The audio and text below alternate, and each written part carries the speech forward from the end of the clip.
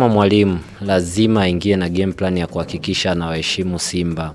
Na kuwaheshimu kimchezo huwa siku zote ni kuamini kwamba mpinzani wako ni bora kwenye kila idara, anakuzidi kila kitu. Kwa hiyo kama ni mtu anayekuzidi kila kitu, maana yake wewe unapaswa uingie na mpango kazi wa kuhakikisha kwamba kabla ya kufikiria kuanza kushinda mchezo, fikiria namna gani unakwenda kuwazuia.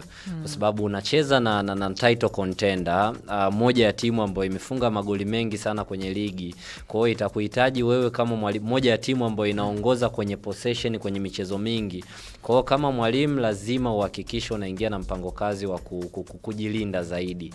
Kwa maana kuwa nyuma kwa namba kubwa, then swala la kushambulia au kwenda kutafuta matokeo linakuja kama mpango wa pili. Mpango wa kwanza ni kuwazuia wapinzani wako kwa sababu ni bora zaidi yako, then mpango wa pili ndio uanze kufikiria kwa namna gani unaweza ukatengeneza nafasi na wewe ukafunga. Sasa hata kama hutofanikiwa kutengeneza hizo nafasi, still nabakia tuendelea kuonyesha ubora kwenye kujilinda zaidi.